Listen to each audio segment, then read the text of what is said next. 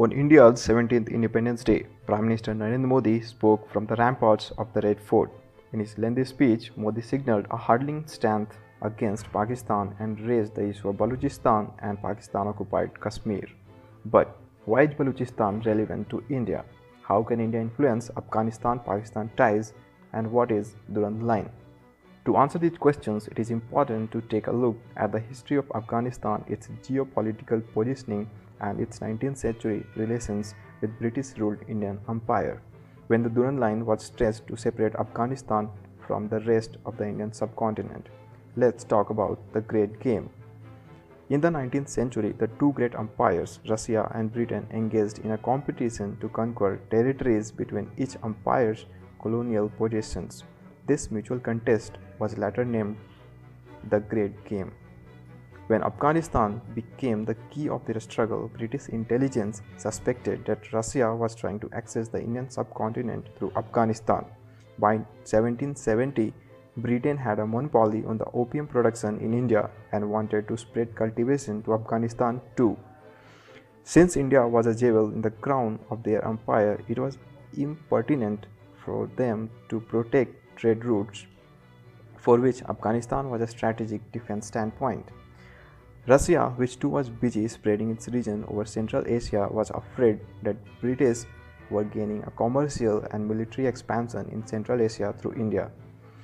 Hence began the struggle between the British Empire and Afghanistan in the form of Anglo-Afghan wars, which eventually resulted in the demarcation of territories, depriving Afghanistan of its stronghold in Central Asia.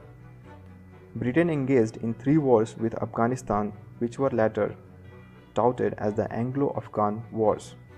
The friction between the two empires began when Britain grew anxious over the friendly relations between Afghanistan king and the Russians. In 1893, taking stock of their territory, England created the Durand Line, an arbitrary 1500-mile border separating British India and Afghanistan.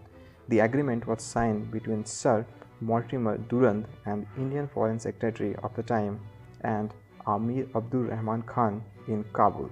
This new border divided the Pashtun tribal lands, also called Pashtunistan, into two, one half of it remaining with Afghanistan and the other half residing with the British India. The line ensured that a thin strip of Afghanistan stretched to the Chinese border to separate Russian Empire from the British Empire. This line became the principal issue in the foreign policy of Afghanistan and now in the contingent issue in the Afghan-Pak relationship. After the founding of Pakistan in 1947, Afghanistan demanded that the Pashtuns living in the newly created Pakistan should be given the choice to cross over the Durand Line and live in Afghanistan. This demand was not met by British or Pakistan, and soon the Afghanistan government began to ignore the Durand Line, asserting claim over various parts near the border. There were various instances of attacks and illegal immigration which further soured the relation of the two nations.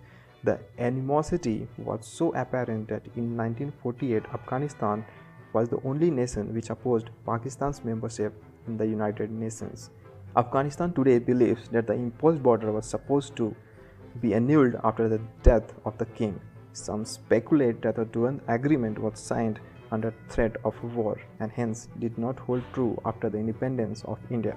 Many Afghans believe that the original agreement with British government was only for 100 years, after which the lands in question would revert back to Afghanistan.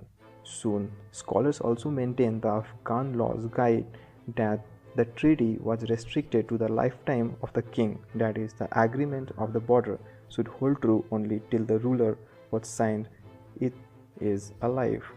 This presumption has a strong hold over the psyche of the Afghan people.